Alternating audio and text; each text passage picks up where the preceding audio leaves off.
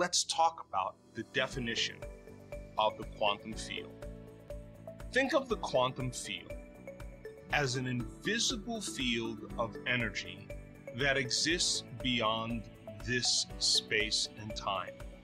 There are no people there, there are no things, there's no place to go, there isn't even time. It's one infinite field of energy and information that has nothing physical or material, and you can experience the quantum field with your senses. So quantum physicists, for almost 100 years, have been trying to understand this unifying field. And in fact, they've given the name to the quantum field as the unified field. And they're interested in studying the mathematics of unifying all the forces that begin to cause order in our three-dimensional world. Think about the Big Bang.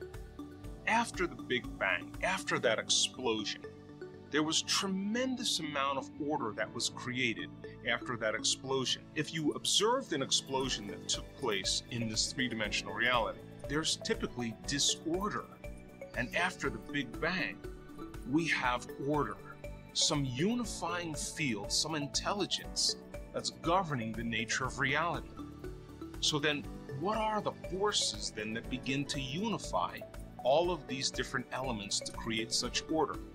Quantum physicists have come up with all different theories to begin to understand with the mathematics how all this energy works to create such order. So think of the unified field as an invisible field of energy that connects and organizes everything physical.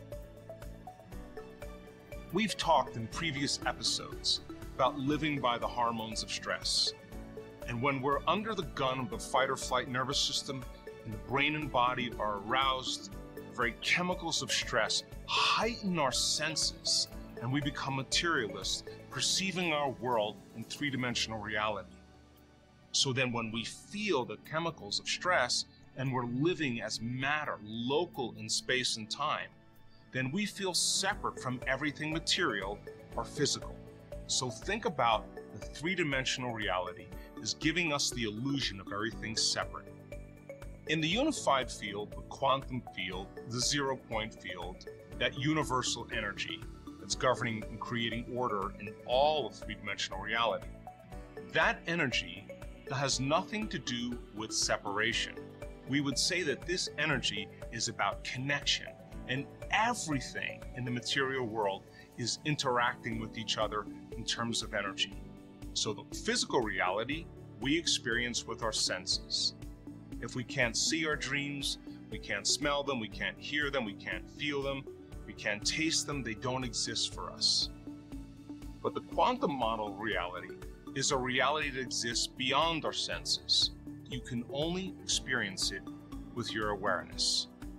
So then three-dimensional reality has everything that's material, has height and depth and width. The quantum field is made of energy, frequency, vibration, information, consciousness. It's the realm of thought. So then, if we're matter trying to change matter, it will always take time for us to manifest reality. Why? Because we live in a realm where there's an infinite amount of space. And we experience time by moving through space. And so here I am, Joe Dispenza, one point of consciousness, one point of awareness, and then I have my attention on another point of consciousness. Let's say my car. So if I want to go from one point of awareness to another point of awareness, I would have to move my body through space. And when I move my body through space, it takes time.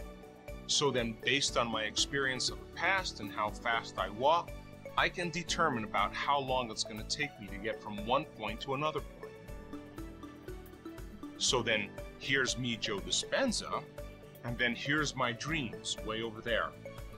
And most people then begin to try to predict when their dreams are going to come true. So they do that based on their past experience of linear time. So then their dreams are way out there, and now they have to move their body through space, matter to matter, every single day to arrive at their dreams. And of course, it takes time to do that. So if reality is both a particle and a wave, if it's both matter and energy, and we're functioning in this three-dimensional world and all of our attention is on everything material, and we understood from previous episodes that if you're living in the familiar past or you're living in the predictable future, then for the most part, you're living in the known. Now that sweet spot of the generous present moment is called the unknown, and that unknown is where all possibilities exist.